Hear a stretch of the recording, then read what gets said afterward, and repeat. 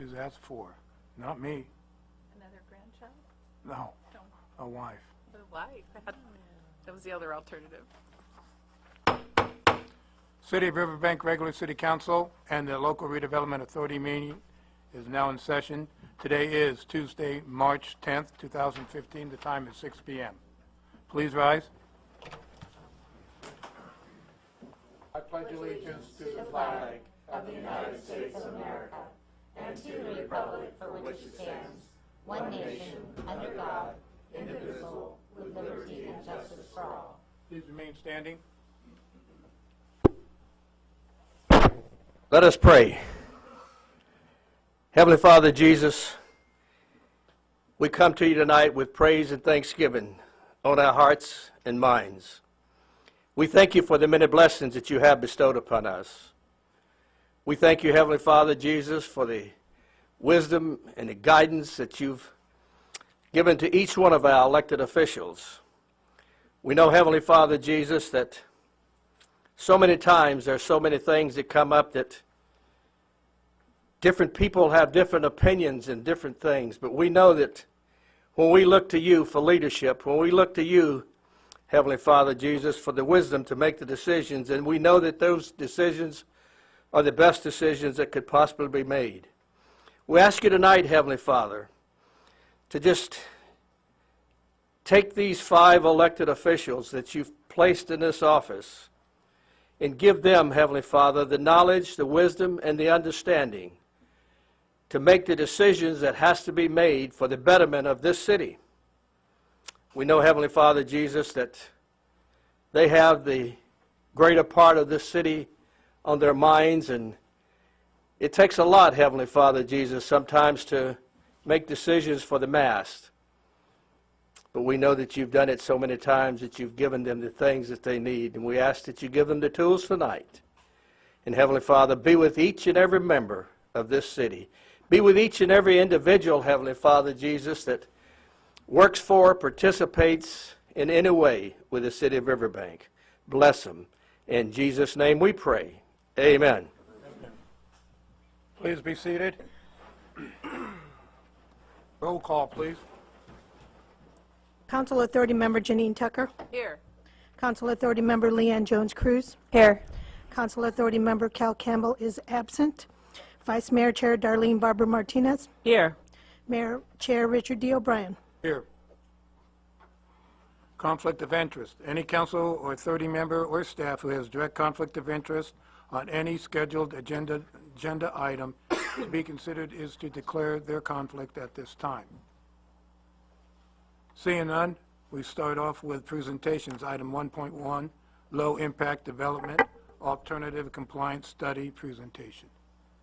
Yes, Mayor, members of the City Council, Kathleen Cleek will introduce our representative from the Local Government Commission. Will be providing an overview of this item for this Council's consideration this evening. Good evening, Mayor and members of the City Council. Tonight we have Danielle Dolan from the Local Government Commission, who's been working on a study for alternatives for low-impact development here in the city of Riverbank. So she's going to give you a brief overview and show you where we're at so far with the project. So let me introduce Danielle.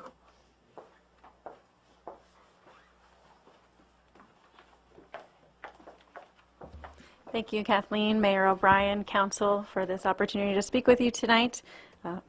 Kathleen introduced me, so I don't need to introduce myself, but I will introduce the Local Government Commission. Let me test this pointer, make sure it works. It does. Great.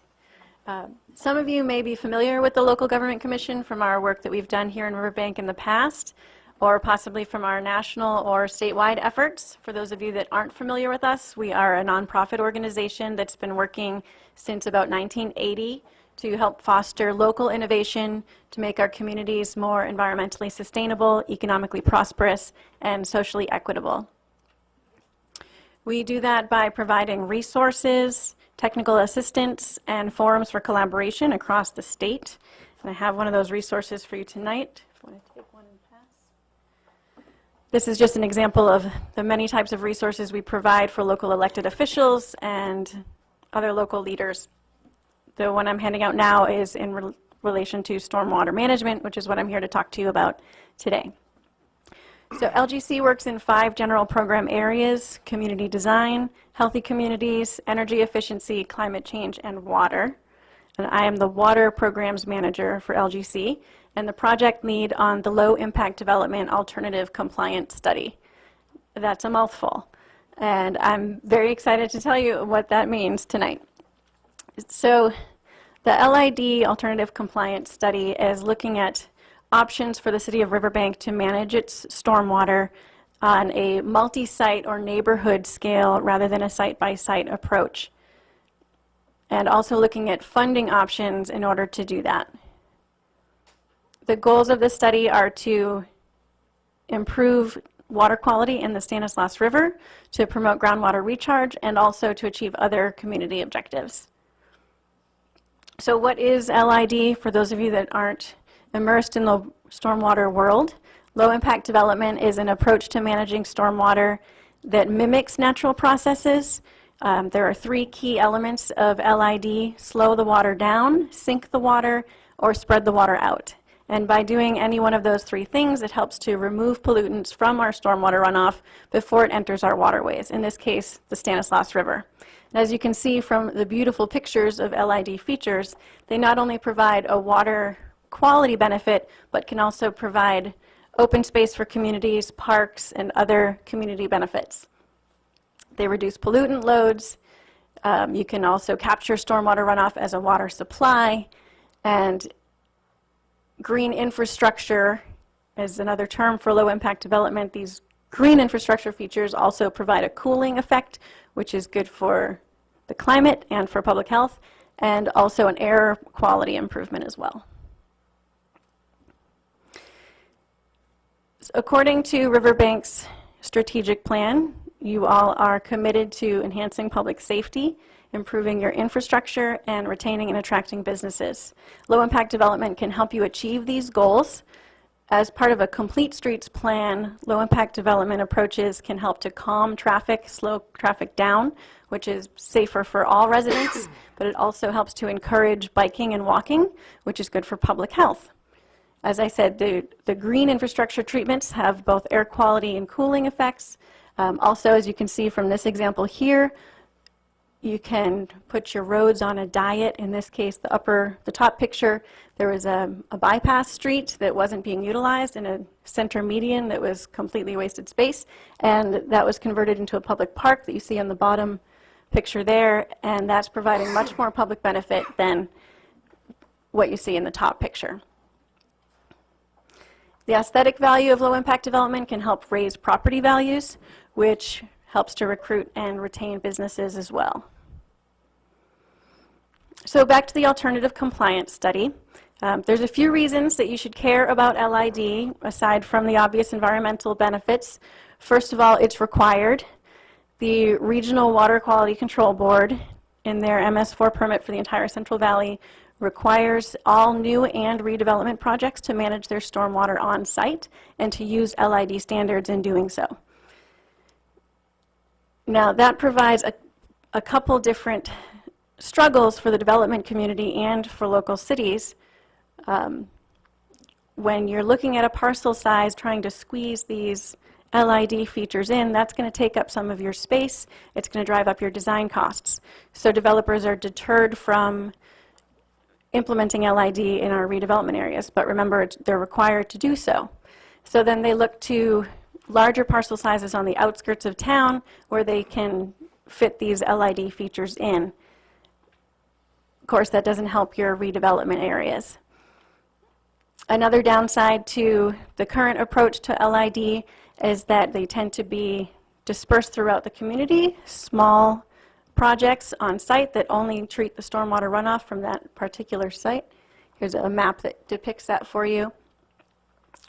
And they're small, they don't really provide any public benefit.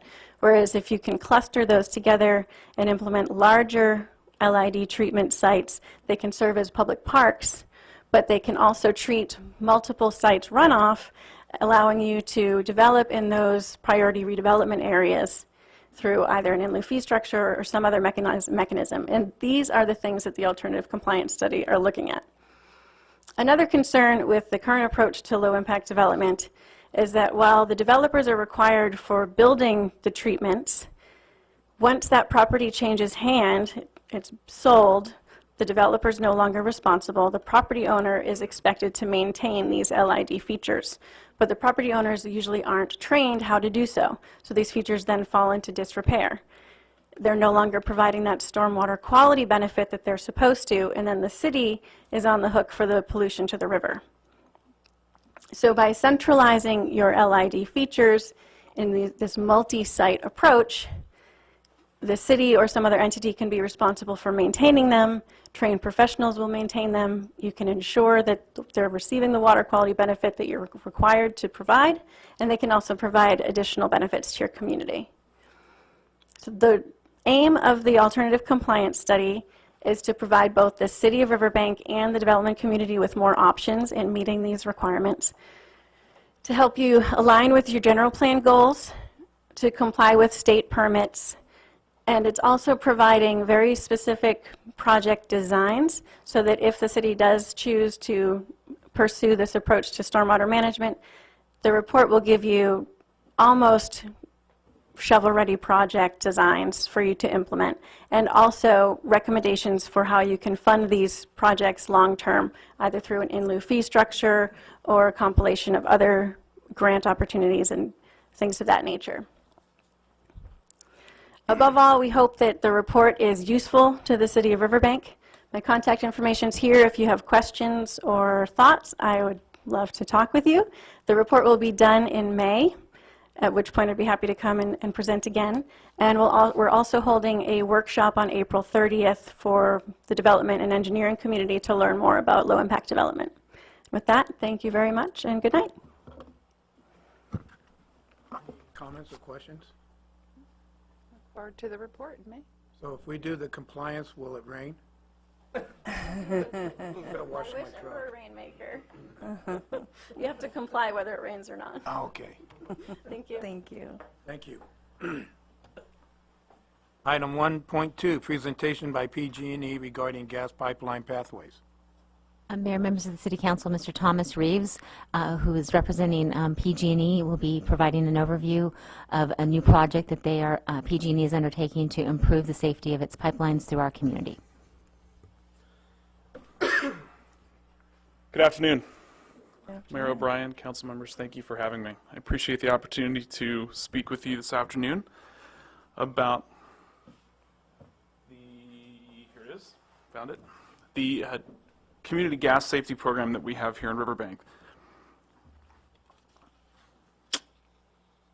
At PG&E, our number one responsibility is to ensure the safety of the public as we deliver clean and efficient energy to over half of California. This new program focuses on our high-pressure gas transmission lines across our territory. Over the last 4 years, we've accomplished a lot of work in replacing gas pipeline, testing and validating the strength of existing pipelines, and installing new automated valves. While we continue to make progress along those lines to make them safe, we also have a duty to ensure that they remain safe. In 2013, we launched a program called Pipeline Pathways, and we basically make sure that we have a GPS survey of the center line of all 6,750 miles of transmission pipe. We place markers over the pipeline, and we work collaboratively with the cities and counties and private property owners to identify conflicts located either on or near the pipe that could present a pipeline safety issue. Some of these conflicts identified include structures built either on top of the gas line or in the utility easement, as well as materials stored in the easements that prevent access to the pipeline. Other conflicts identified include trees and bushes that have woody roots that can wrap around the pipeline and cause stress and corrosion. Our program's goal is to ensure that our system and the public stay safe by removing these conflicts that are 10 feet away from the pipeline or less, and then replacing the trees and bushes that are removed in an alternate location that does not present a conflict. The Pipeline and Informed Planning Alliance, or PIPA, issued a report in 2010 that detailed the best practices for gas transmission operators. And that is what we are working to accomplish. As a company, we wanted to see some solid data about the impacts of tree roots on our high-pressure gas lines. So we partnered with CSU Fresno to perform a scientific study. And in this study, we found that in 75% of the cases where there were significant root contact, there was also damage to the pipe's external protective coating, which could lead to corrosion if not checked. There is also the danger of the trees pulling up a gas line if it blows over in a storm, which we've seen. At PG&E, we have a guide to safe landscaping, and we have pipe zones, or zones that we attempt to translate what the proper plantings are and structures are within a zone. So we have the pipe zone, a border zone, and an outer zone. And this is just a visual depiction of what that might look like in any area where there is a gas transmission pipeline. We have franchise vegetation and we have private property private property vegetation. And when we go into a community, we want to make sure that people understand that we have a duty to restore that which we take out. And so we want to make sure that both the private property owners and the jurisdiction knows that when we come in with the idea that we need to remove some vegetation because of their proximity to the pipeline, we also have a duty to restore. And so we have several options available, especially to the franchise or the jurisdiction. Option one is usually a 1 15-gallon replacement tree. This is standard wherever we take out vegetation, we'll plant vegetation in its place, somewhere where it's compatible with the pipeline. Option two is, wherever we take out a piece of vegetation, we'll give you 2 where you then can plant at your convenience or at the locations that you choose. Option 3 is compensation, where we calculate the number of vegetation points that we take out, and we simply hand you compensation that would be comparable. There's a lot of creativity in what we can do. There's combinations thereof where we can get creative, and that's what we have been working with staff on, that discussion of what we should do in the city of Riverbank, because of course every city is different. We also understand that there are cities and jurisdictions that have protected species in their ordinances, and so we work obviously very collaboratively with the cities and jurisdictions to make sure that if there are any protected trees that we take out, we work with the city and the jurisdiction to make sure that those are appropriately compensated for, usually in an amount that's more. The same goes for our private property individuals. Where there is a conflict with our pipeline, we work with those private property owners to make sure that we have, again, the restoration, the replacement, and at times that does also include compensation. And that's up to the private property owner and PG&E to make in terms of those discussions. We want to work very collaboratively with you and with our neighborhoods and communities. We meet with you, we meet with staff, we make sure that staff is abreast every step of the way in terms of what our goals are. We also share all the data that we come up with. So when we're doing GPS surveys where we identify exactly where the transmission pipelines are, we share that information with you. And we make sure that that the city staff and our officials, stakeholders, and also the neighborhood is aware of what we're doing in the neighborhood. So we have a whole team dedicated to making sure that wherever there is going to be work taking place for this Pipeline Pathways program, that the neighborhood is aware of the situation. Sometimes that takes the form of actual public forums where we invite people to a library, per se, if there's a lot of people in the neighborhood. Or we do letters. Usually it's, at the very least, it's letters, phone calls, and in-person meetings with all of the neighborhood in that vicinity. Just a quick one. Are you required an EIR for specific projects, or are you exempt? Not for this particular project, no. So just a broad overview, what we've been able to determine so far in our survey of the city of Riverbank is for franchise and city-owned work, there's 144 tree removals projected and 12 brush removals. And for private property, it equates to 46 tree removals and 28 brush removals. This is a broad overview. It's a very challenging map to see in any sort of detail, but we will be obviously working with the city on making sure that the city staff has access to very specific locations of everywhere where there is a point that we have noticed a conflict with. In doing so, we go tree by tree, and we work with city staff to make sure that they are aware of very specific vegetation points, and we have APN numbers and addresses of where these vegetation points may be in conflict. And then we also put a manageable risk or an unacceptable risk point to each vegetation point. And what that means is basically when we look at the location of that vegetation point in relation to the pipe. And so obviously the vegetation points that are closer to the pipe are more unacceptable in risk. And the vegetation points that are further away, as we looked at the slide with the zones, those that are further away may be more of a manageable risk. And so we work with the city to make sure that there's an understanding that where there is a manageable risk, the city might elect to keep certain vegetation points that may not be needed to be removed right away. And these are the things that we look at in that criteria for the tree-by-tree review.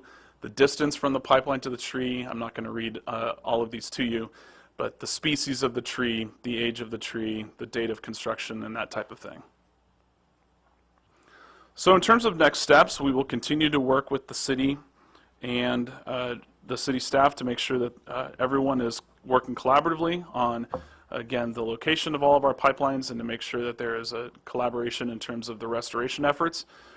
I'm happy to take feedback from you, and we'll work with the city staff to make sure that they are also getting feedback and moving forward in terms of what the right type of restoration is for the city of Riverbank, whether it's the exchange of vegetation or the compensation or any combination thereof. And so we'll begin to outreach to the private property owners as well at a point that is, again, discussed with city staff to make sure that we are not stepping on anyone's toes, but that everyone is fully aware of what we're doing in the community. My contact information is here, and I believe you have it in front of you, and I'm available to answer any questions. Thank you for your time. I have a question.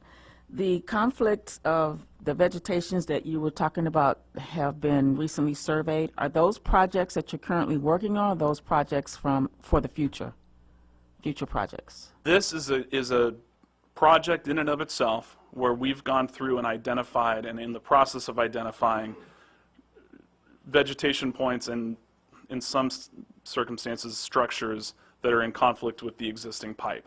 So we're not doing anything new in terms of pipe. It's basically just vegetation that is in conflict with the pipe that currently exists in Riverbank, the transmission line.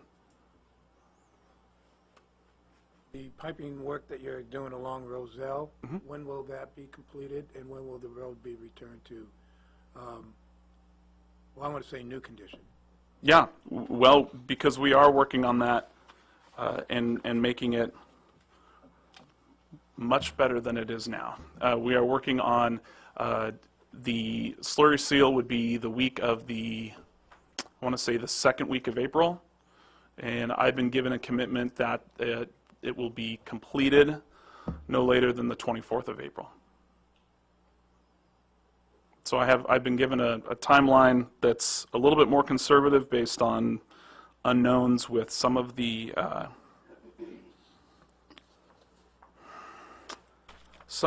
conduits that we're looking at in that location. But the temporary, I should say, the conservative estimate is 24th of April, out of the way. Is there anyone from the public wish to ask the gentleman, Mr. Reeves, is it?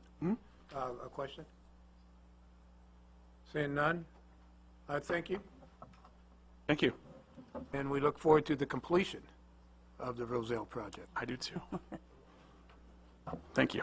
Okay, before we move on to item 1.3, I'd like to thank Supervisor DeMartini for being here tonight. He's here to observe how we conduct our business. Item 1.3, strategic plan update, please. Yes, Mayor and members of the City Council, it's my pleasure to provide an overview of the strategic plan. While the Council is certainly familiar with this process, the public may not. And basically, as you know, we go through a strategic plan every 6 months. This plan is based on the foundation of the city's vision statement, which is that the city of Riverbank will be recognized as a premier community where individuals, families, and businesses thrive in a safe and beautiful environment. So that's kind of where we're headed. Our mission, which identifies what we do and why we exist, and that is that we are committed to providing exceptional municipal services in a fiscally sound and professionally responsible manner for our community. And as you've heard me often say, we focus on municipal services, so we are focusing on those core responsibilities that the city is charged to take responsibility for. Our core values are professionalism, transparency, teamwork, respectful behavior, fiscal responsibility, integrity, and ethical behavior. The 3-year goals.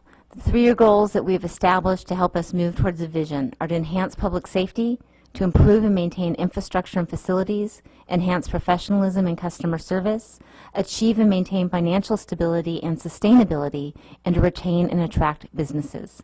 So as we go through each of these 3-year goals, you will see that we have made some significant progress over the last 5 months. Our next strategic planning session is March 31st. We'll be meeting at the Local Redevelopment Authority building, which is the industrial complex, and we'll be going through a new set of goals and objectives for the next 6 months as well. So we look forward this evening to kind of provide a brief overview on what we've accomplished. This will be the last overview before our strategic planning session on the 31st. Present staff emergency preparedness training. We have been working very closely with the county. We have a great working relationship with OES, and we are working on the county emergency plan and working to get some semi-annual training for the staff. OES did come in last summer and did a great overview, and we're trying to work more cooperatively with them along with the Sheriff's Department. Objective number 2, that has been done. The speed survey on Claus Road has been done, and we did have the results and presented those. The third objective, which is to explore the issues surrounding the River Cove Drive, public safety concerns, and some of the neighborhood issues there. A report is scheduled on March 24th. The River Cove group has been meeting and been having some really productive discussions on what those options look like in terms of what would deal with managing the large influx of people that are wanting to access the river, not only from our parks, but from any access line along the river, which is such a great asset. So we need to manage the popularity of the Stanislaus River. Implement a parenting skills and gang intervention program.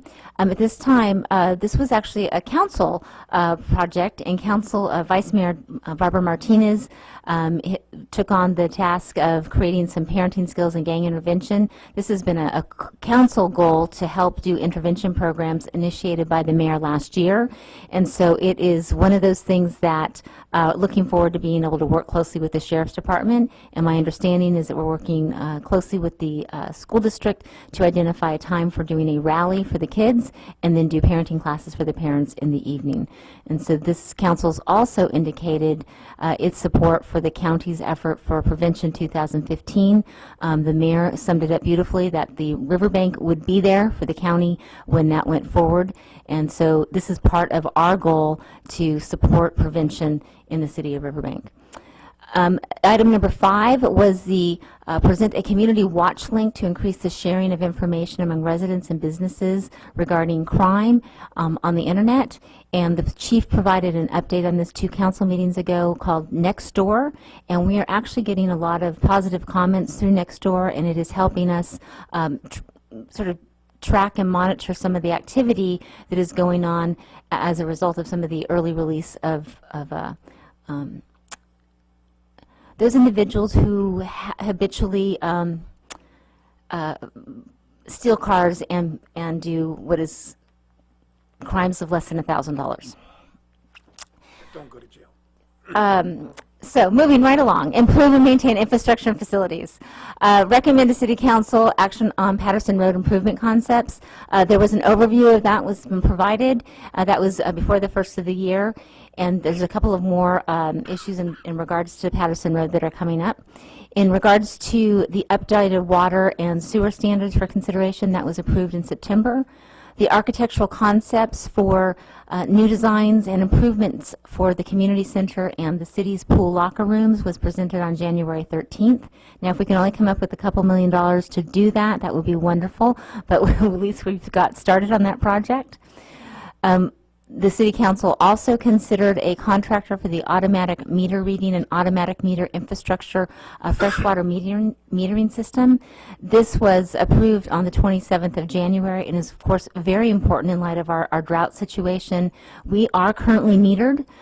What we are looking forward to for the benefit of the public is to improve our meter reading system to provide even more accurate assessment of how much water is being used, allow our customers to monitor how much they're using, and to reduce the amount of staff time that it takes to manually check some of our meters. So we believe that this will be a win-win on all fronts, and the City Council has indicated a desire to make that investment. On the fifth objective is to provide an overview of the master plan for Jacob Myers Park to focus on the expansion of parking, and that was done in February.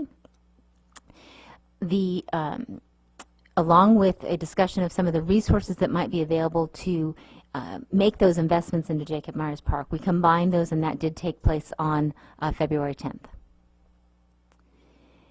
The seventh objective is to present a draft of the Nexus fee study for public comment.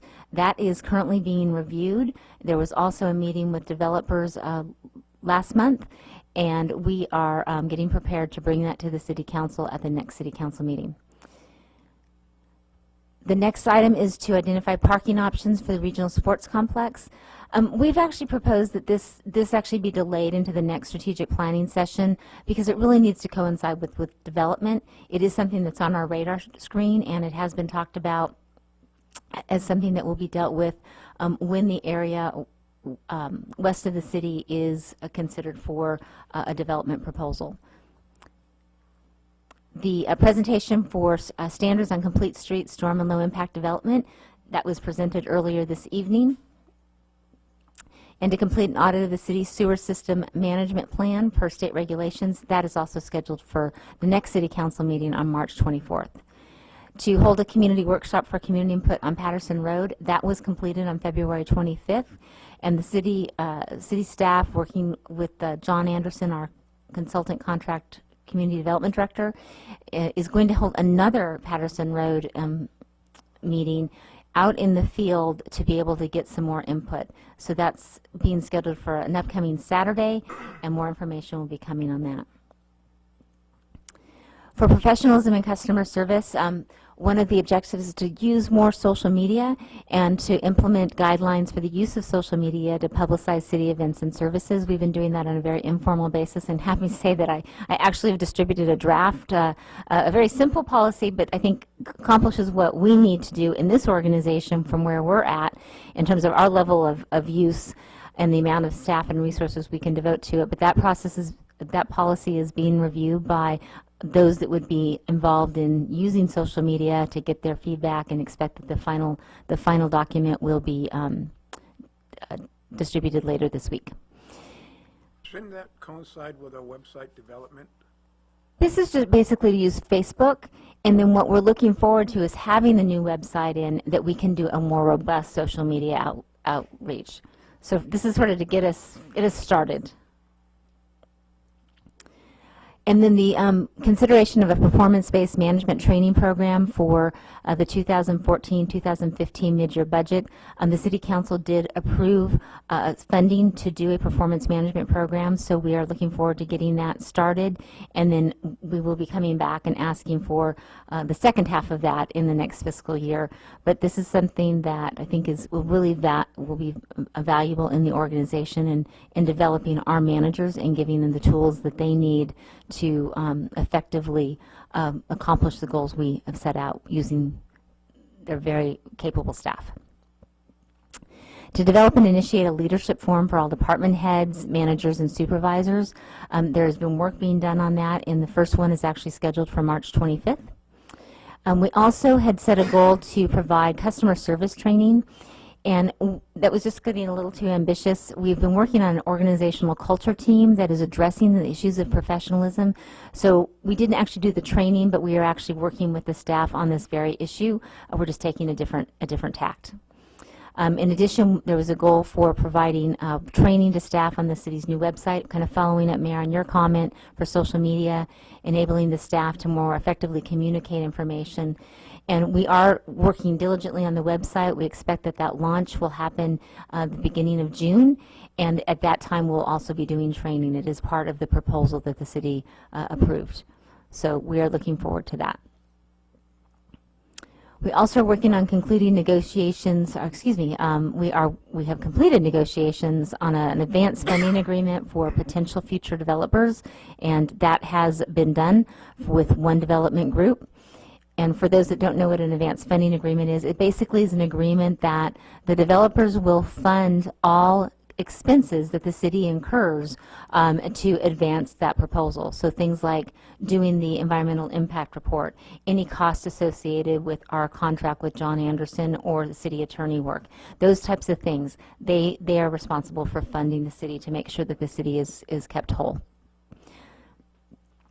The City Council also approved the garbage rates late in December 2014. We did go through a Proposition 218 process, and we are getting ready to do that for water and sewer as well. The consultant study is actually underway, and that will be scheduled for April of 2015. We also realize we definitely need to get new accounting software and to look at potential funding during the mid-year project. One completed, one in progress. I think that was an overflow from the one above. The RFP for the accounting software, we've decided to postpone that until the next fiscal year. We really just didn't have the funding, and realistically, we just don't have the staff available to do that at this time while we're in the process of doing the budget.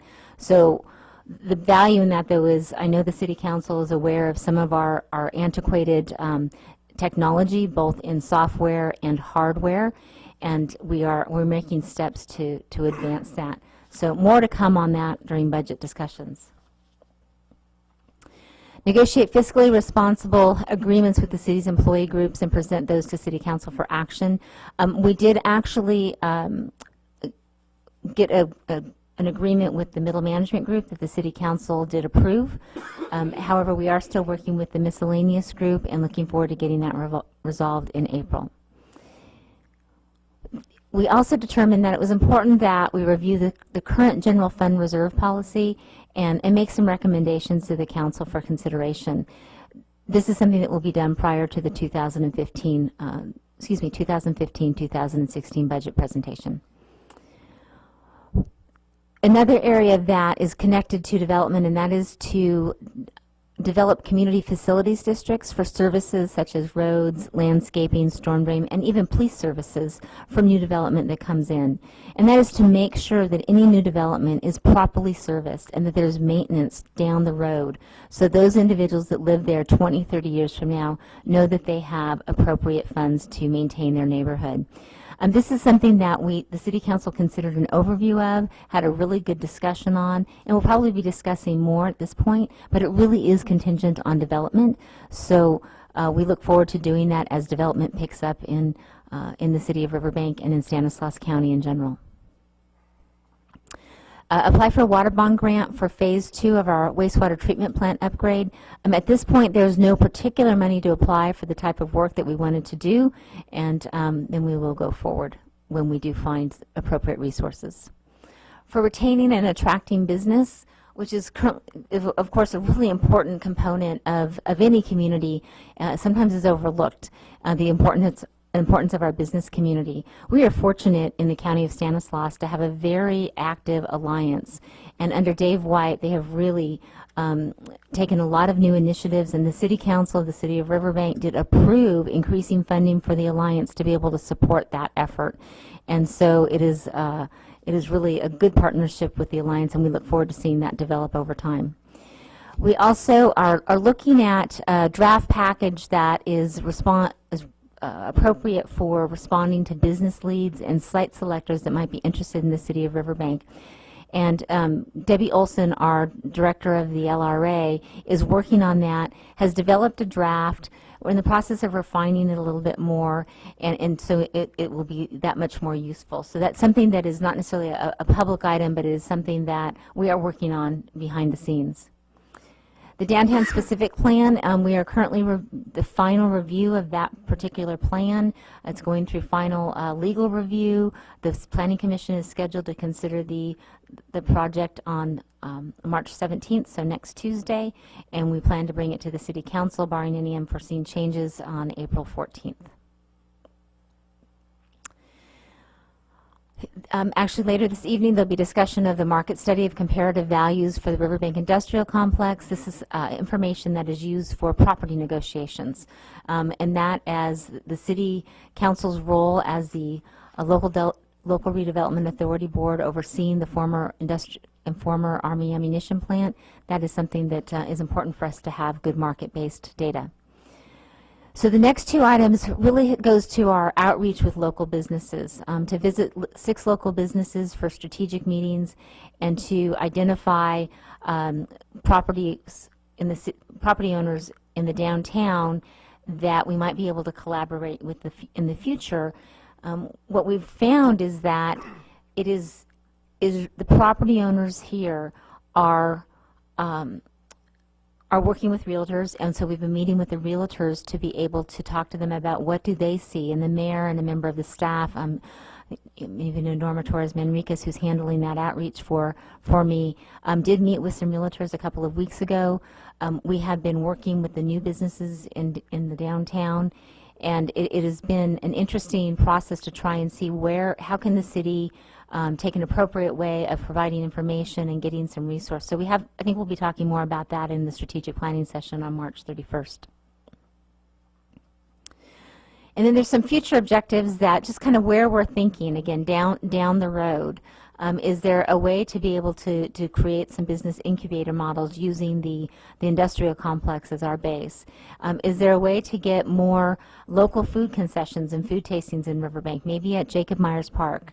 A branding strategies. I think we're coming up to a point where the city needs to really review its brand and focus on that. We have a lot of great assets here, and they're unique, and they have a unique audience, and how do we build that?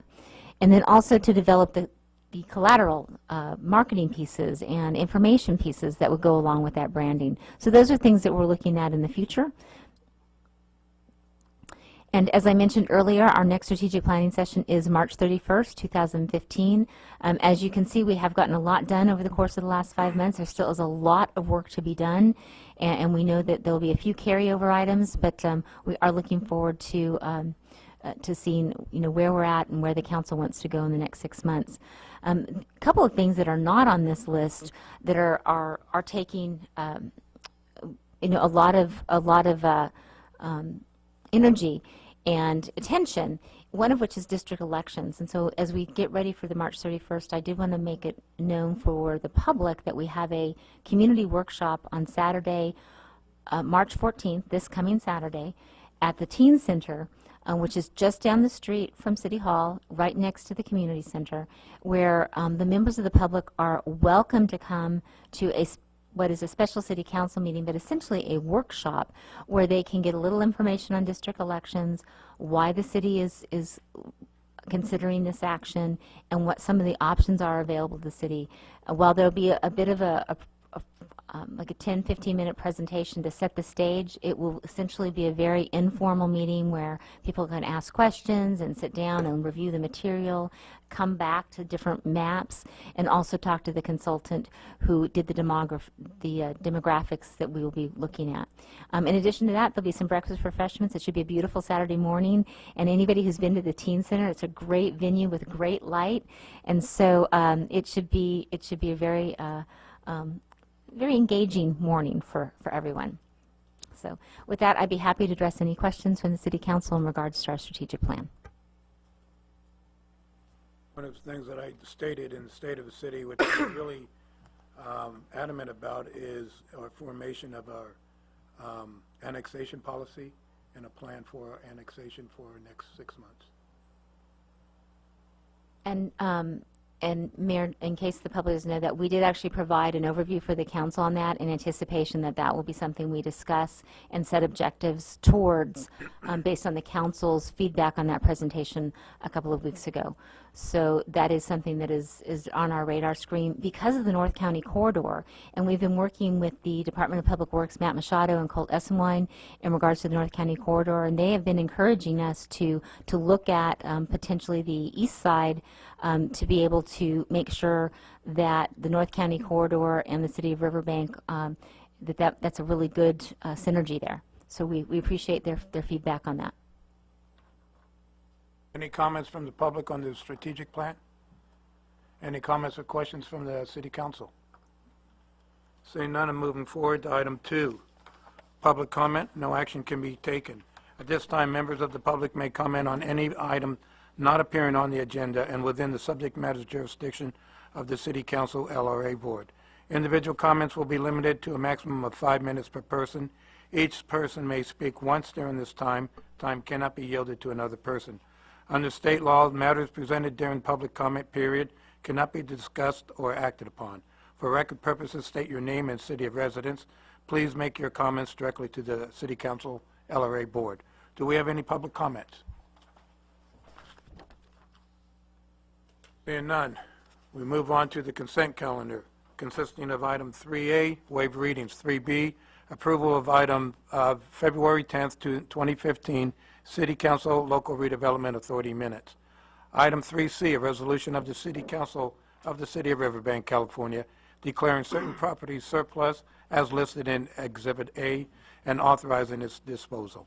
Do I have anyone from the City Council wishing to pull any of the items or comment on any of the items? Do I have anyone from the public wishing to comment or pull any of the items? Seeing I need bring it back to the council for consideration or recommendation. I'll move that we approve the consent calendar. I second that motion. We have a motion to approve and a second on the consent calendar. Council Authority members Joan Cruz, Yes. Tucker, Yes. Vice Mayor Chair Barbara Martinez, Yes. Mayor Chair O'Brien. Yes. Motion passes 4-0. At this time, I'd like to take the indulgence of the council and do a poll first off on item 6.4 for the public with, if we have enough interest in 6.4, move it as number 1 on the agenda item for our action. How many people from the public are interested in item 6.4? I see a great number of individuals. So I would like, with the indulgence of the council, to move item 6.4 at the beginning of our business meeting. Also move. You need motion? Yeah, or just I move that we concurrence. move it up, or? Okay, yes. Oh, I concur. Okay, we have concurrence. Okay, item 6.4 will be taken first. Resolution of the City Council of the City of Riverbank, California, opposing proposed amendments to the Agriculture Mitigation Policy by Stanislaus County Local Agency Formation Commission. Yes, Mayor, members of the City Council, I would like Doug White to provide the staff report on this issue, and appreciate him being here this evening as our Deputy City Attorney. Good evening, Mayor and City Council members. Doug White again, Deputy City Attorney for the City of Riverbank. I've been tasked tonight with talking to you about a proposed amendment to the Stanislaus LAFCO Agricultural Mitigation Policy. Before we get started, I'd like to recognize the presence of Supervisor Jim DiMartini, who represents the cities of Patterson, Ceres, and Newman, and some of the unincorporated area of Stanislaus County. Supervisor DiMartini is one of the county's representatives on LAFCO, so he's one of the people who will be considering this and voting on it. And he's also one of the largest and most prominent and financially successful farmers in our county. And without question, he has been leading the fight for ag mitigation in Stanislaus County. I'd also like to recognize LAFCO Executive Officer Marjorie Baum. It's my understanding that Marjorie's retiring this summer, but want to thank for her because the City of Riverbank has enjoyed a very long and close working relationship with her. She's one of the first people that JD talked to me about when I started working for the City of Riverbank. Let me start by saying the City of Riverbank has great respect for LAFCO and its staff. We've had a productive history together with most recently the city commissioning LAFCO staff to complete the city's municipal service review. Our productive past does not, however, mean that there will not be times when we don't have genuine policy disagreements about policies that LAFCO seeks to implement that we believe will adversely affect the City of Riverbank. Today I'm here to talk to you about one such policy disagreement. Your staff and legal counsel has reviewed the proposed policy that LAFCO is looking at to change the agricultural mitigation policy. And while we believe that the amendment is well intended, we have several concerns regarding the proposal. But tonight, to keep things brief, I'd like to specifically address what I think are three of the major concerns.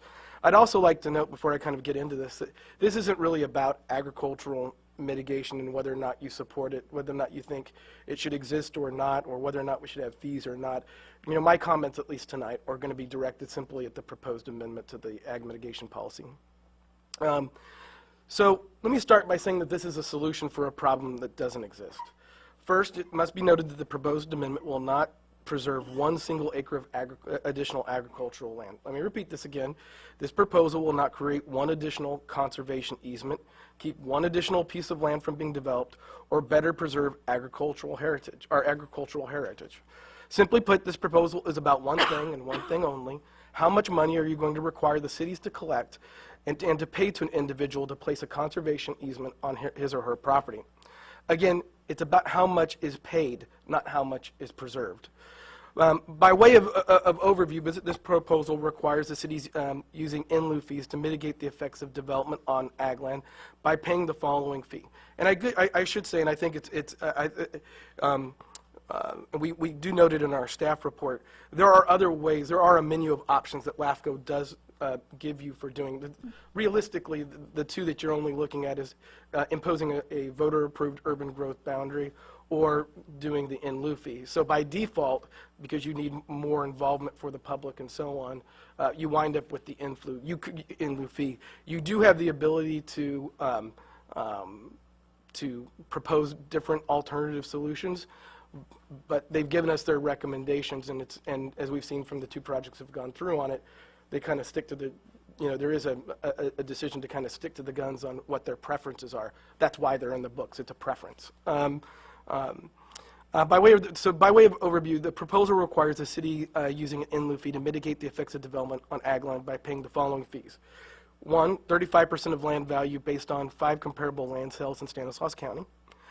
2, it requires 5% endowment of the cost of the easement. One of the questions that's not clear to me, I believe that's 5% of the 35% that's paid, not 5% of the overall easement. Anyway, of the land cost, but I think that that's correct. And then a 2.5% administration fee. At this time, we do not see any reason to establish a fixed value for conservation easements, and we believe that the 35% value amount will artificially inflate conservation easement market. Essentially, if you put out to the market that a stick of butter costs 50 cents, there's not a whole lot of people getting in line to give you, to sell it for 10, right? So we believe that it will have the effect of artificially inflating the market, and it will set expectations on the price of conservation easements. Meaning that cities will be required to collect more money to purchase the same easement. Again, all you're doing is purchasing one easement for one piece of land that's being developed. So we believe that you can satisfy the 1-to-1 ratio at much more effective level. And why should you have to be paid $10,000 for something that you could currently buy for potentially $5,000? Now, you may hear tonight that the proposed policy is not meant to be prescriptive and the policy has lots of flexibility. This, however, begs the question of why even have the policy then? If there's so much flexibility, then why even let us know our preferences when we believe it will have the effect of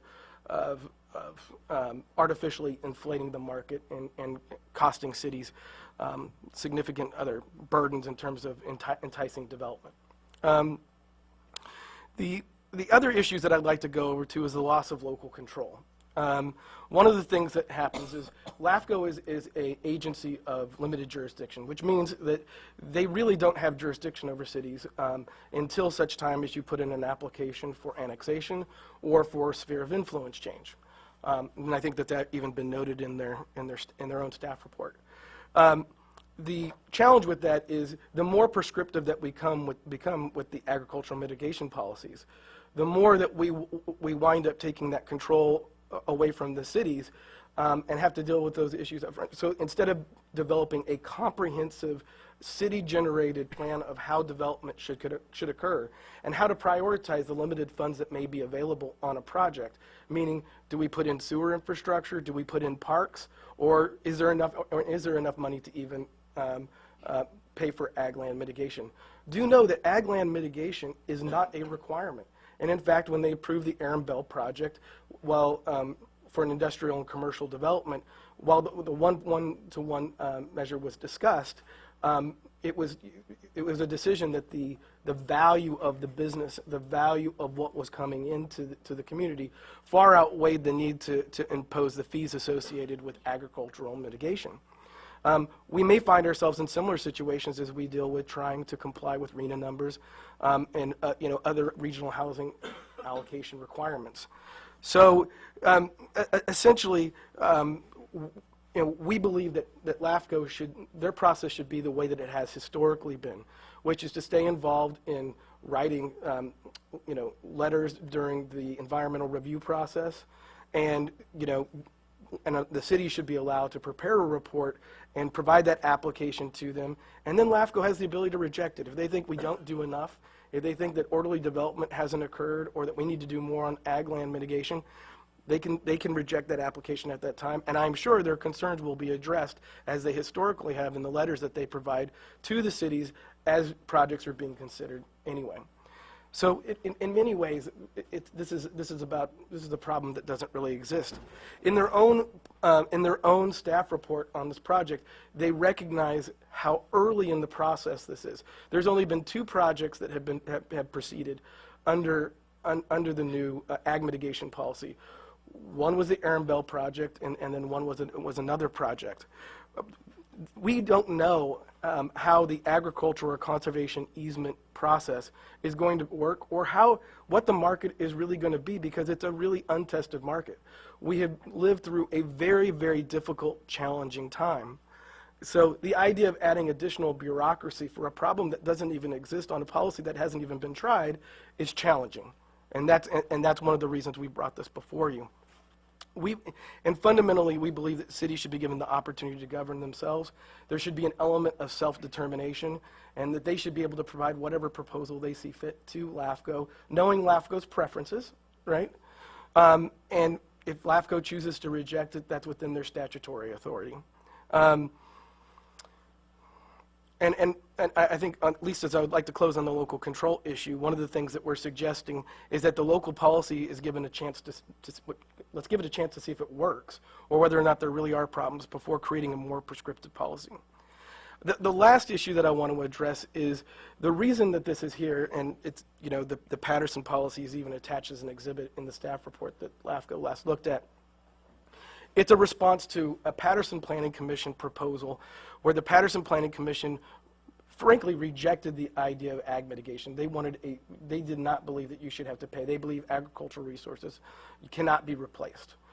And that's their prerogative as city council, as planning commissioners.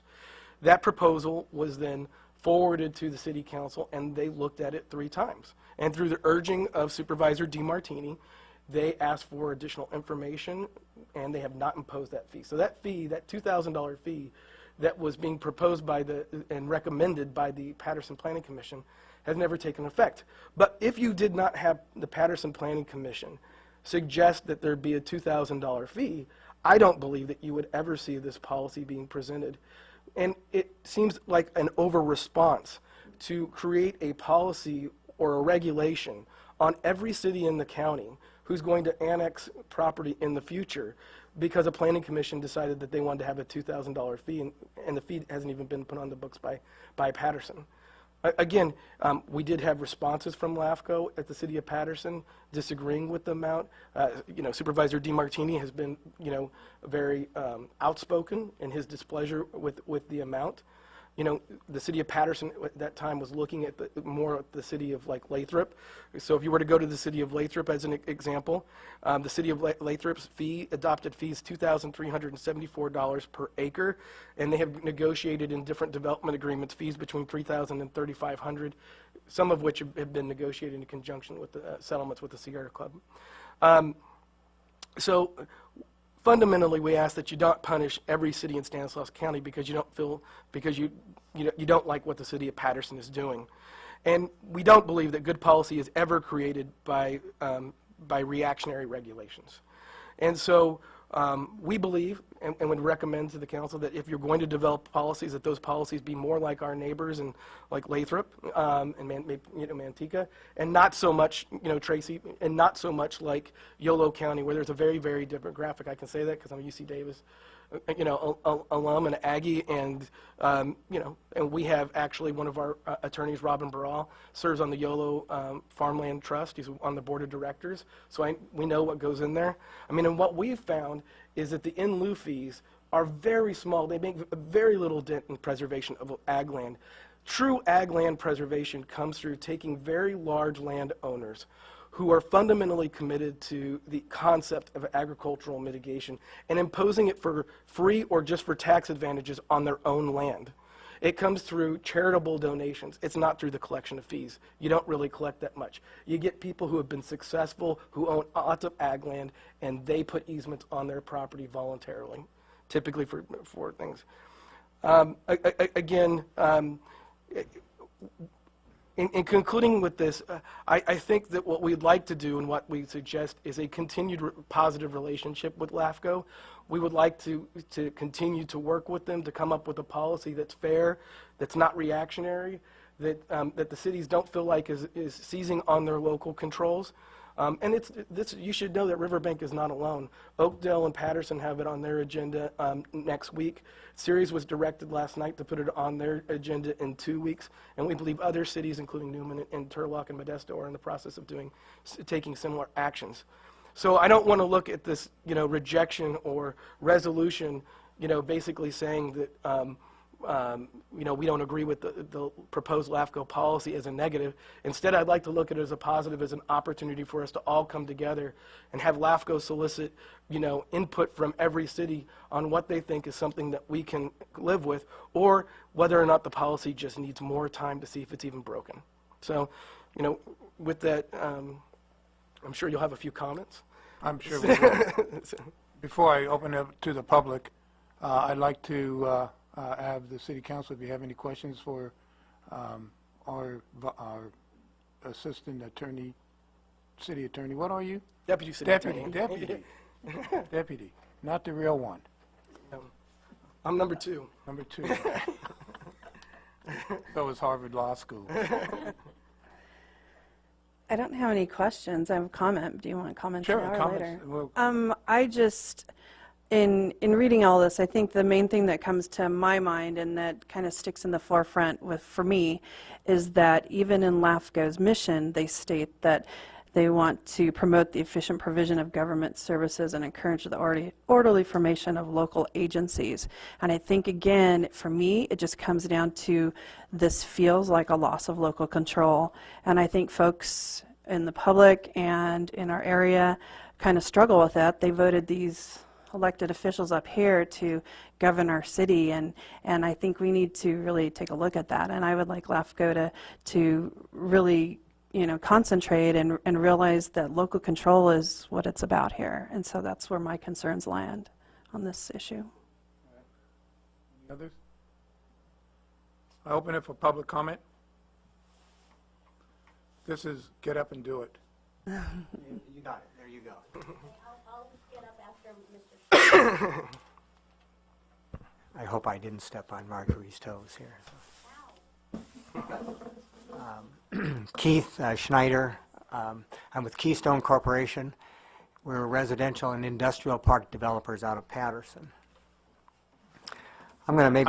And for keeping it short, the comments tonight are for 3 minutes. Okay, well, I'll try to keep within 3 minutes. I'll make sure. I'm sure you will. Thank you. As you are aware, I've consistently opposed ag mitigation and addressed this city council several years ago, stating the same when it was first introduced. And although I have opined ag mitigation to be one of the most egregious and misguided mitigation measures imposed on the building industry in my 40 years of industry involvement, I accept the fact that it's now a policy. So with that accepted fact, I presented to the city of Patterson an alternative to the straight-out one-to-one ag mitigation requirement, with the home building industry paying a reasonable fee of $2,000 per acre payable at the building permit. LAFCO has subsequently countered with a significantly higher fee than the $2,000 per acre. Based on the 35% of comparable ag land sales plus the 5% endowment fee recommendation, I calculate builders would need to pay $8,000 to $10,000 per acre. That's simply not a reasonable fee. According to the dictionary, reasonable means not extreme or excessive, or moderate and fair, and that's all we are looking for. I'd like to walk you through an exercise on how a home builder does his due diligence on a building project first.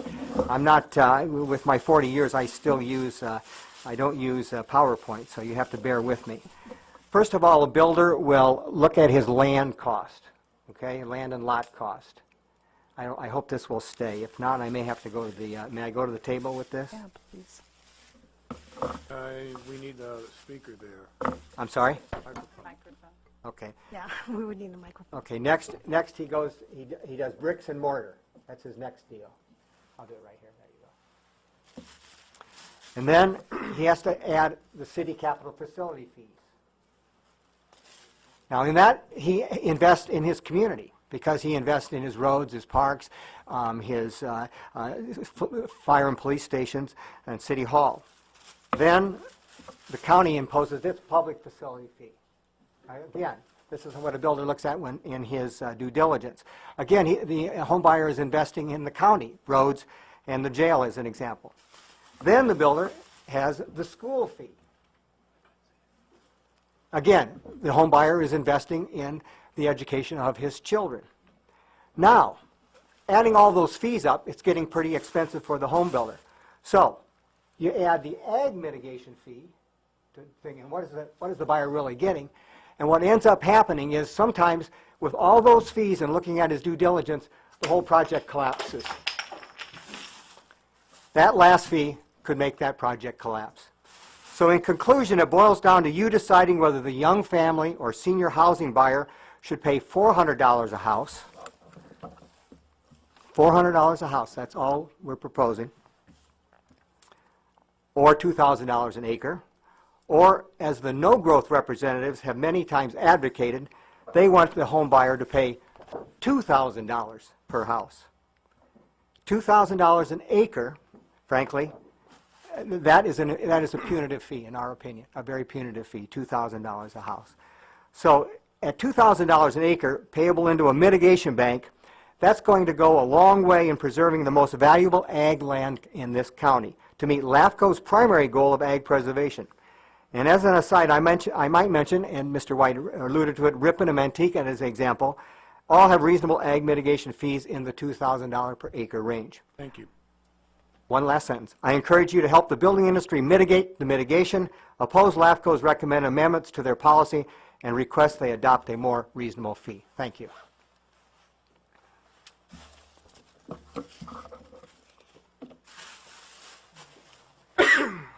What my dudition.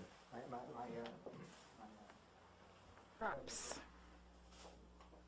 I'll get some of his extra minutes for cleaning that up. My name is Marjorie Blom. I'm the executive officer of Stanislaus LAFCO, and maybe I won't retire. There's too much interesting things going on right now. I just want to clarify a few things. You received our letter. As Mr. White indicated, this topic does not deal with ag mitigation. That's not what our policy is. I can see the council considering the plan for ag when you start to receive development proposals. We wait for development proposals to come before LAFCO. Also, Mr. White mentioned early in the process, LAFCO staff provides a letter in our referrals that outlines the steps early in the process, and that includes if there's property with Williamson Act, if there's water, sewer, all the different kind of information that our commission looks for. But really briefly, and I'll try to talk as fast as I can, My son wants to be an attorney. I should have brought him here, but I figured out that you can order pizza online, so he's a happy camper. This letter is to clarify and correct statements made in the city staff report for the item. LAFCO's policy appears to be misinterpreted in numerous sections of the report, and as such has created erroneous statements in the proposed resolution, city resolution for this item. As a brief overview, we've provided the LAFCO agricultural preservation policy with our letter.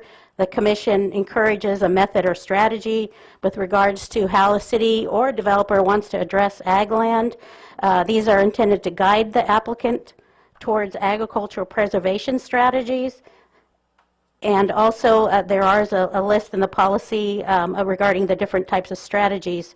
Additionally, the policy states that the agency may also adopt their own agricultural preservation policy consistent with the LAFCO policy in order to better meet their own local circumstances and processes. Whatever happens on the outset of this and what's happening to our commission March 25th, I'll be happy to come back to the commission and talk to you about how and what we do when we review development proposals. City of Riverbank was very supportive in the original concept of the menu back in July 2012. I'm trying to read really fast, which included strongly supporting a menu of options, and that helps keep the local control. Your city staff report also indicates that the current LAFCO policy requires as a condition to annexation that cities establish one-to-one mitigation or payment of an in lieu mitigation fee, and that's not correct. No portion of the policy, which is included in our letter, states that one-to-one agricultural mitigation or in lieu fees are required outright. Likewise, per state law, LAFCOs are required to review and consider impacts to ag land during its review of proposals. And although LAFCO has the authority to impose such fees, the Commission's policy, both currently written and as proposed in the amendments, provides the menu approach, encourages agencies to adopt their own ag policy strategies. The policy in its current form states that if an applicant chooses to use an in lieu fee, it must fully fund acquisition and maintenance of an ag easement.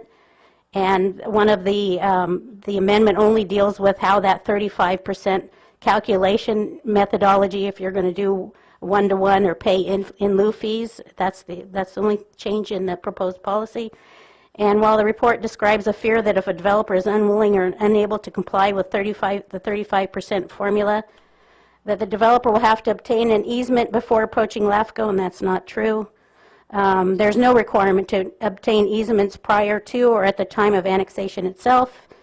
As previously stated, all that is required is for an applicant to show how a lesser amount will fully fund the acquisition and maintenance costs, which could be done, for example, through an alternate methodology or study. Thank you. Thank you very much. Appreciate your time.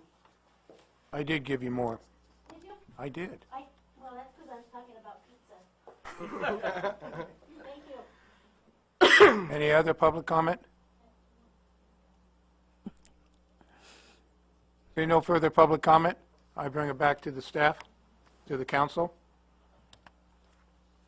I have a couple questions based on some of the comments. The mention about a trust at one point. There's a lot of overhead in managing it from the trust, and I'm not willing to take on that obligation, so we could manage our own. Yes, and Okay. yes, Mayor. And in my conversations with Sarah with LAFCO staff, she confirmed that, and I think that's an important asset to that. I'd have concerns about the legality of them trying to take it away if they tried to do that, but more so, I think it's an important component, and there is a recognition that cities can hold the easements. And I still have a concern with putting in any type of percentage, because that's, again, that is what now becomes the expectation. And if you, just to put it in a broad sense, if you are going to go buy a car, well, you have to pay an average cost of 5 different cars. I mean, that you can get that prescriptive in anything if we start going down that road. And I don't think our society right now is going that way. At least I hope it's not. becoming prescriptive in by any higher authority and telling someone to carry out their mission can lead to failure. I mean, you become so prescriptive that you cannot deviate from it. And that happened in Anzio during World War II, where, they hit the beaches of Anzio, and one of the generals was so prescriptive in how he wanted things done. He met his objectives, but then it gave the Nazis much time to react to it, where he couldn't advance. So you try to stay away from being so prescriptive. You try going out to you give general direction, and if you don't meet it along the way, you let us know what we have to do to meet it. But giving it in advance where it becomes, in my opinion, the minimum, just doesn't go well, not in this case. Any other comments or any recommendations from the City Council? Comments, questions, recommendations? I'll make a recommendation that we approve item 6.4 in opposing. I'll second. We have a motion to approve and a second on item 6.4. Councilmembers Joan Cruz, Yes. Tucker, Yes. Vice Mayor Barbara Martinez, Yes. Mayor O'Brien. Yes. Motion passes 4-0. However, I do like the concept that we continue working with the staff, come up with a suitable language that meets the objectives without setting minimum expectations. All right, we're going to go back to our agendas as we should.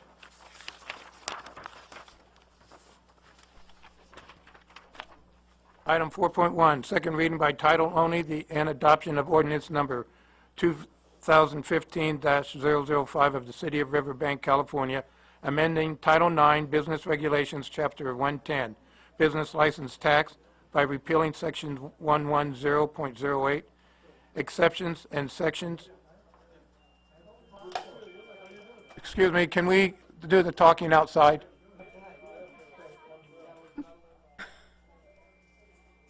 Thank you. Business license tax fee and substituting in its place new sections 110.08 and 110.18 of the City of Riverbank Code of Ordinances. Mayor, members of the City Council, as you may recall, a full staff report was given on this item at the last City Council meeting, and so this evening we are asking it to be introduced for second reading and recommending adoption. I will note that as you have noticed, we are very focused on moving forward. However, we did get a bit ahead of ourselves in the staff report where there is a reference that the hearing was held on March 24th, 2015. And so while time is moving fast, we have not quite gotten to March 24th, 2015, and that should have said February 24th, 2015. So we will make that correction for the record, and I thank the council members that brought that to our attention. So sometimes you read words on the page that you think are there. So, but that will just be testimony of how fast we are trying to run, okay? So at this time, it is recommended that the City Council conduct the second reading by title only of ordinance number 2015-2005 and consider its adoption as prescribed. Okay, at this time I'd like the public comment on item 4.1. Seeing no public comment, I bring it to the council for public comment and/or recommendation. I'll make a recommendation that we accept the second reading and approve the adoption of the ordinance. I'll second. We have a first and a second on item 4.1.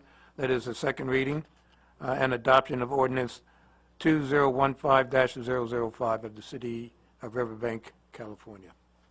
Councilmembers Joan Cruz, Yes. Tucker, Yes. Vice Mayor Barbara Martinez, Yes. Mayor O'Brien. Yes. Motion passes 4-0. Item 6.1, resolution of the City Council of the City of Riverbank, California, to add new specifications and drawing to complete street standards to Section 3, Streets of City of Riverbank Standard Specifications. At this time, we have a recommendation to pull this item and have it revisited at a later date. And at this time, I strongly recommend that we pull it, But before I do, I will offer it up for public comment. Seeing no public comment, I'm offering that we pull item 6.1. I'll move that we pull item 6.1. A second. We have a motion to pull item 6.1 and a second twice. Councilmembers Joan Cruz, Yes. Tucker, Yes. Vice Mayor Barbara Martinez, Yes. Mayor O'Brien. Yes. Motion passes 4-0. Resolution of the Council of the City of Riverbank, California, amending the membership and term limits of the Budget Advisory Committee. Mayor, members of the City Council, Maricela Garcia, our Director of Finance, will provide an overview of this item, which summarizes the recommendations from the Budget Advisory Committee to make some changes in the membership. Good evening, Mayor and Council members. Over the past 2 years, the Budget Advisory Committee has struggled in obtaining residents who are interested in participating as part of the committee.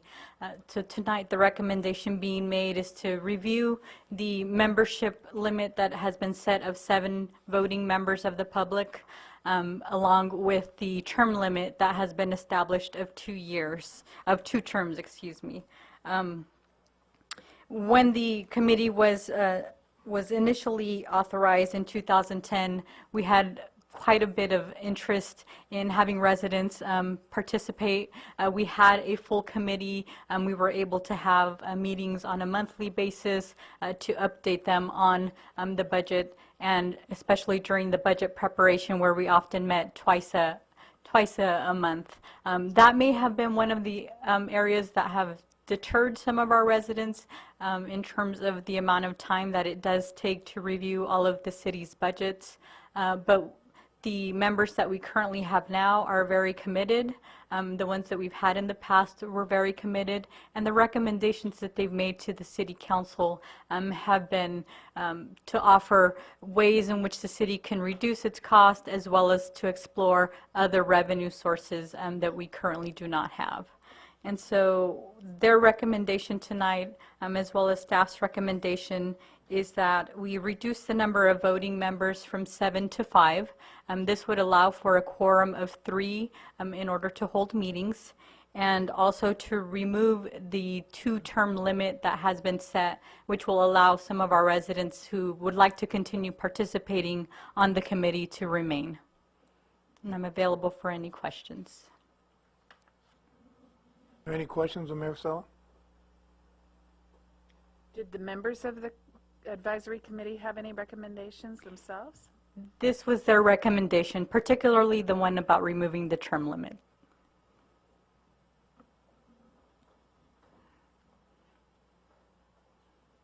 Removing the term limit, they still have to reapply once their term is done. That's correct. They would That's- still have to go through the reapplication process. So if we do have a number of applications that we receive, we would still be able to consider those. Any questions, comments? Any questions or comments from the public? Seeing none, I bring it back to the City Council for consideration of item 6.2. 6.2, yes. I make a motion that we approve item 6.2. I'll second that motion. We have a recommendation to approve and a second for item 6.2. Councilmembers Joan Cruz, Yes. Tucker, Yes. Vice Mayor Barbara Martinez, Yes. Mayor O'Brien. Yes. Motion passes 4-0. Item 6.3, which is our last one for the night. Review and consideration of continuing the declared emergency action for the 7th Street storm drain outfall line destabilized embankment, and a resolution of the City Council of the City of Riverbank, California, appropriating $6,000 from the general fund reserves for emergency repairs to the 7th Street storm drain outfall line embankment. Mayor, members of the City Council, as you recall, this item first came to your attention in December, right as the storms were approaching, and we found that the slope by the 7th Street outfall was destabilized and was at risk of essentially caving in. So at that point, we needed emergency action and emergency funding to make sure that slope was reinforced prior to the storms, and to have funds over the holidays in the event that the temporary action did not hold. And so at this time, we are providing an update on the geotechnical work that we need to do to identify a permanent solution. Fortunately, the temporary solution has worked and worked very well, just as we had hoped and anticipated. However, we now need to look at what is the longer-term solution. So Mr. Michael Riddell, our Public Works Superintendent, will provide an overview of this project for your consideration.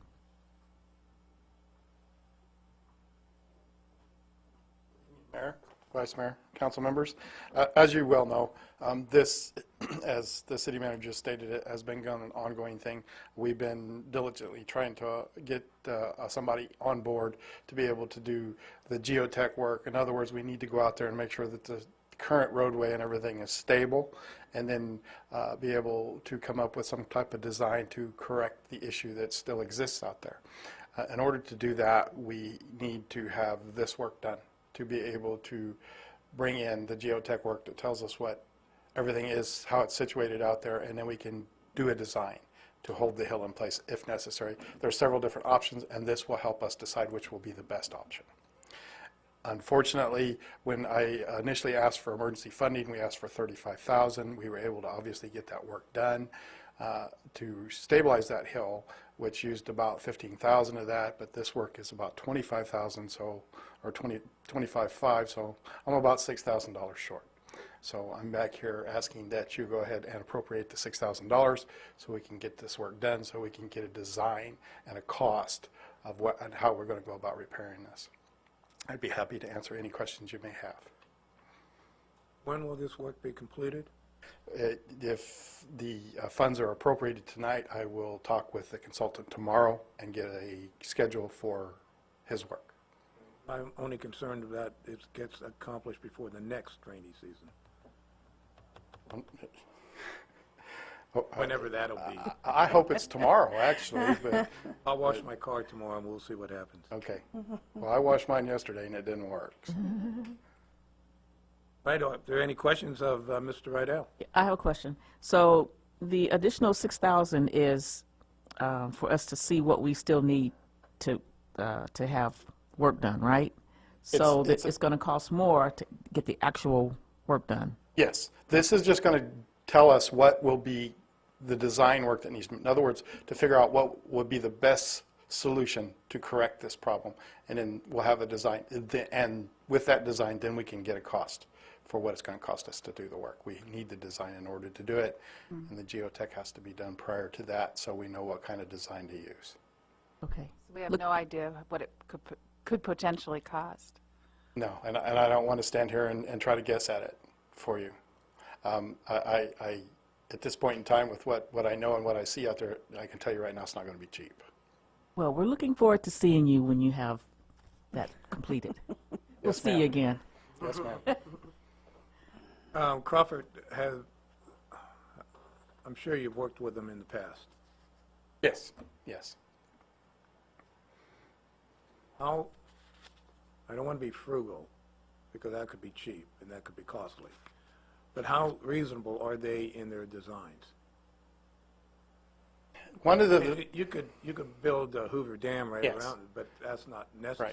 One of the discussions that I had with Ben, who is Crawford and Associates, and Bill, our city engineer, was one of the things that he talked to me about was reducing the scope. In other words, instead of doing 2 bores, do a single bore. In other words, go out there and drill a single hole and try to base everything off of that. In my opinion, that's not a good way to go. You need to have the correct information to come up with the correct design to put something in place that won't fail. So he is very good at that, and with Bill involved in this, is basically what he will do is he'll give us the geotech information, then Bill will take that information and put it on the topo for the area, for the topographic map in the area, and we'll figure out what the best design is at that. And then once we come up with that design, then Crawford and Associates will review the design to make sure it best suits the geotechnical information that's there. Still don't want a Hoover Dam to. No, sir. No, we need to, there's a couple of components here. One is to make sure to correct the slide. The second component is if we're going to go in and have to redo this outfall line, we're going to need to go ahead and redo it so it meets current regulations. And obviously, that adds cost. Because being an outfall line straight to the river, we need to have some type of treatment prior to the river. And this is coming up for And the you also MS4. have to have a deep base. I mean, a deep base. And then you're next to the river, that's going to be astronomical. Okay. So this is for the slope, and do we have to look at the street too, right Well, adjacent to the this will, sidewalk the too? geotech work will tell us what the stability of that whole area is. Okay. So, and what I suspect when we're going to see is, because we've already seen what's going to move, but we need to be assured that that roadway is in good shape and to do that. Because we could go out and, that's where I'm saying, we could go out and drill a single hole next to the slide to figure out what the issue is there. But you also need to back away from it and make sure that the ground around it is still in good shape too, to ensure that when you go in there and shore up that one portion of it, the rest of it can't move. So it's just it's a matter of collecting the right information, and that's what the geotech report will do for us. Thank you.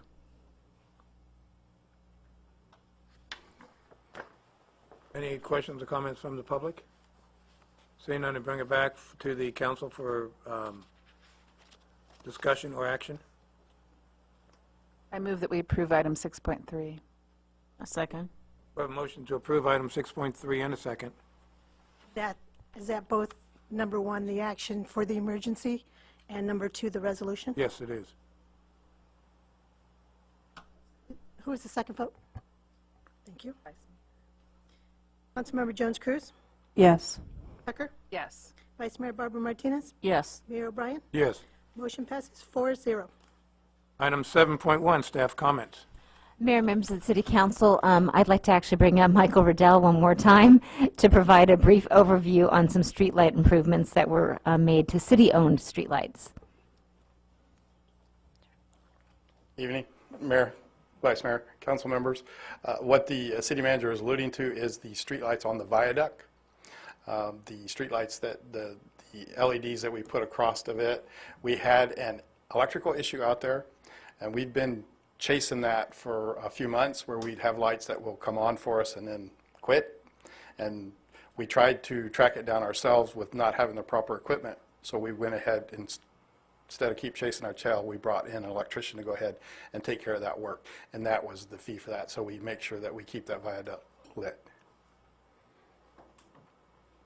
Is that a Caltrans issue, or is that a city issue? No, that was our issue. Those streetlights there are ours. I know. The only streetlights that belong to Caltrans are at the signalized intersections. Okay, and who owns the weeds? We do. They're all over the viaduct. The city of Riverbank right up to Stock, Mayor. Okay, thank you, sir.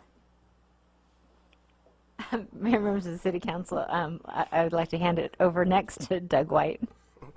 Mayor, council members, I just wanted to let you know, if you didn't already, that our office recently moved about a week and a half ago.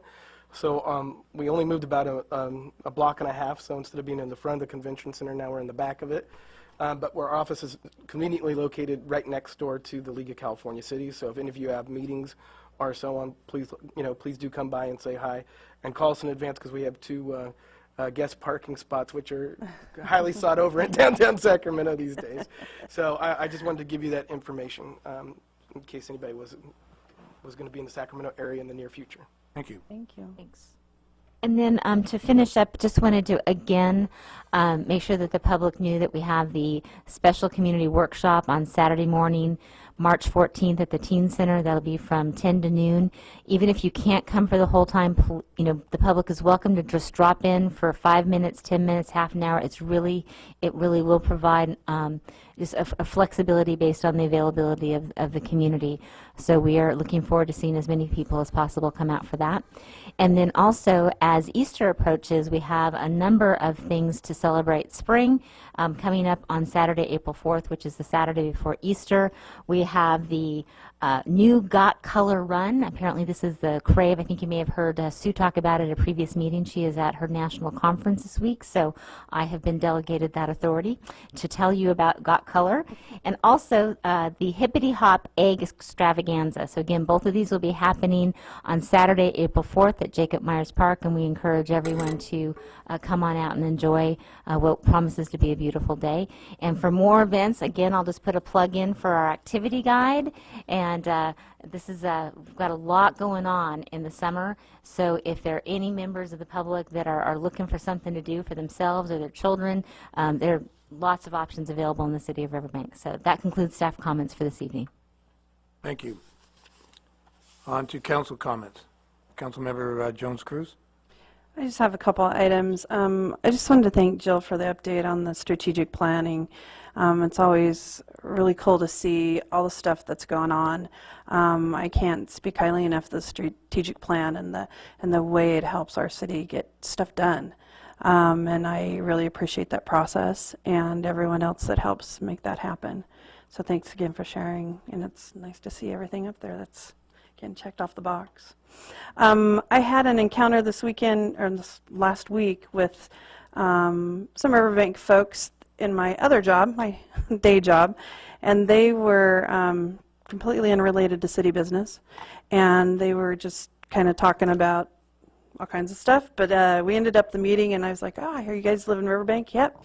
And that's how things going. So they were sharing about their neighborhood, and they talked about how fabulous this new Nextdoor website was, that they could go on and share things that were going on in their neighborhood.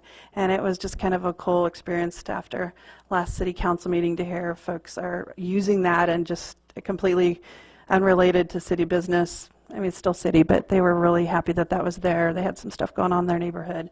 So I just wanted to share that the people are doing that, and it's, I think, doing what we wanted it to do. So thank you. The last thing on my item is I was with my husband at the local theater in our area, and we were sitting down there getting ready to enjoy our movie for the Sunday afternoon. And these folks came in, they were taking pictures and so excited, and we're kind of looking around, they sat down, and this couple's talking about, oh man, this is awesome. I can see myself spending a lot of time and a lot of money here. And I was like, all right, yeah. And I said, oh, are you enjoying our theater? Yeah. I said, you from around here? No, they were from Tracy. They drove all the way in from Tracy. They had found it on Yelp, and they were so thrilled with coming to our theater. And it just was kind of a neat thing, made me really proud of being in Riverbank and the cool things that we do, and all the efforts that we have to bring that kind of commerce to our city is really paying off with those kind of comments and having people taking pictures and posting them and driving all the way from Tracy to come to Riverbank on a Sunday rainy afternoon to watch a movie. It was pretty cool. Thank you. Councilmember Tucker. Just piggybacking off of Councilmember Jones-Cruz's comments, I've heard of people from Sonora, Copperopolis, Turlock, other outlying areas also absolutely thrilled to come to Riverbank and to enjoy our fabulous theater. So excellent feedback, and I think we should be very proud here in Riverbank of the amenities, some of the amenities that we have here. Just wanted to make sure to invite as many members of the public as possible to join us Saturday morning at the Teen Center for the District Election Forum. We want to get as much public feedback on that as we possibly can before decisions are made. And also, speaking of the strategic plan, and I want to also ditto Councilmember Jones-Cruz's comments on the strategic plan. It's absolutely wonderful to see those things crossed off the list. We do. I'm very proud of our mission statement. I'm very proud of our vision statement. And I'm absolutely thrilled when we can cross those things off the list and the public can see that we're getting stuff done here in the city of Riverbank, that truly the city of action, right? So it's very exciting stuff. But piggybacking off that comment, I want to make sure that we also remind everybody that we're having our next public strategic planning session. You're invited to watch and come see how that all works on Tuesday, March 31st, which happens to be Cesar Chavez Day, which happens to be a day off for the court system, which is my day job.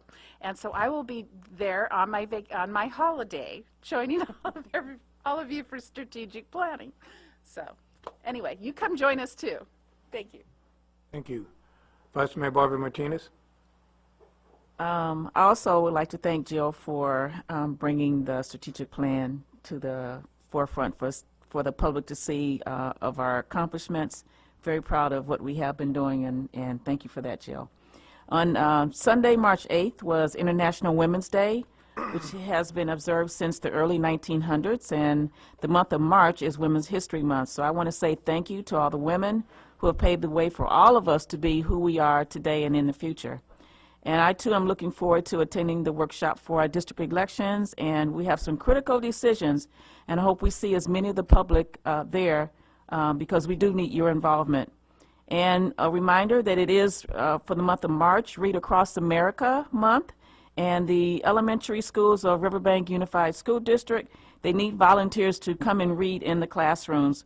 So if you can volunteer, please contact Casa del Rio, and they have several days next week that you can sign up for and several times. So I hope as many of you that can volunteer can come out. It's very important to keep our young people interested in reading because you know what it does.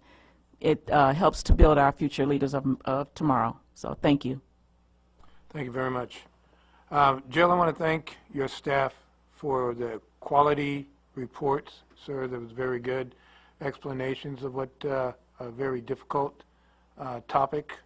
Our planners, Public Works, everyone that's coming on up have been given excellent reports and lending themselves for questions and answers prior to us making decisions. Chief, on your next door, your comments were spot on today. The only problem was I had to go fix the entire internet for my father because the whole internet crashed. And I wanted to respond to it, speaking of AB 109 and Proposition 47, but I did not. I will later on. Did you see anybody from Blessing Court on there? I can't say I have, but I'll Never mind. I'll double check on that. Okay. And I also want to thank the staff for reeling me in when I want to make comments that I probably should not. With that, we're going to go. Mayor, may I interrupt before you go into closed session? Okay, yes. Please, just one thing. So I appreciate all the comments about the strategic plan. It is truly a team effort between the council and the energy that you put into that, the energy that you put into listening to your constituents and what you bring back to me and to the staff. And of course to the staff and our consultants as well that are working very hard to get work done. So I just want to acknowledge that the work that we're getting done is because a lot of people are working really hard and that you have given us very positive leadership, and we are very pleased to be doing that on behalf of the City of Riverbank. Thank you. We'll go to closed session. LRA item 8.1, conference with legal counsel, existing litigation pursuant to Government Code 54956.9 alpha. Name of case, AQH, LLC, Northern District of California Bankruptcy Court, case number 15-50553-ASW-11. LRA item 8.2, conference with legal counsel, existing litigation pursuant to Government Code 54956.9 alpha. Name of case, Riverbank Local Redevelopment Authority versus Dayton Superior Corporation, Martin Transport, Ltd., or Limited. Robert Young, Martin Transport Services, Stanislaus County Superior Court, case number 684358. Item 8.3, LRA item 8.3, conference with real property negotiators, conference, Government Code section 54956.8, property APN 062-031-005, agency negotiator Jill Anderson, city manager, and Debbie Olson, LRA executive director. Property negotiated Mick Meeks, Advanced Materials and Manufacturing Technologies, LLC, Kevin DeWitt, Dayton Superior Corporation, a Delaware corporation, and Mike Johnson, Donaldson Company, under negotiation, price, terms, and payment, or both. 8.4, item with legal counsel, existing litigation pursuant to Government Code 54956.9 alpha, name of case, City of Riverbank versus Cobra Investors, LLC, Stanislaus County Superior Case Court, number 2013-011. Item 8.5, conference with labor negotiators pursuant to Government Code 54957.6. Agency represented Jill Anderson, City Manager. Employees, Organization Riverbank Executive Management. Prior to going to closed session, is there anyone wishing to make a comment on the items? Seeing none, we go to closed session. Meeting is adjourned for now.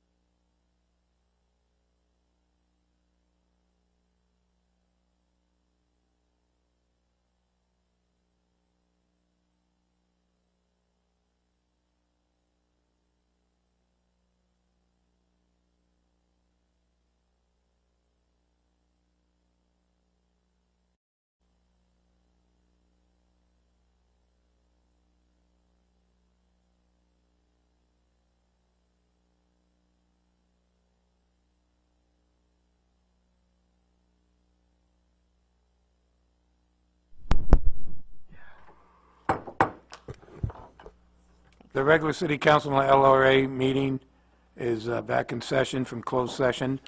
Item 9, LRA item 9.1, report on closed session. LRA item 8.1, conference with legal counsel, existing litigation. Direction has been provided to staff. LRA item 9.2, report on closed session. LRA item 8.2, conference with legal counsel, existing litigation. Direction has been provided to staff. LRA item 9.3, report on closed session. LRA item 8.3, conference with real property negotiators. Direction has been provided to staff. Item 9.4, report on closed session. Item 8.4, conference with real counsel, existing litigation. Again, counsel, direction has been provided to staff. Item 9.5, report on closed session. Item 8.5, conference with labor negotiators. Direction has been provided to staff. I'd like everyone to review informational items, the warrant, 10.1, and if you have no other further business, City Council meeting, LRA Council meeting, done. And you can have all of my papers, especially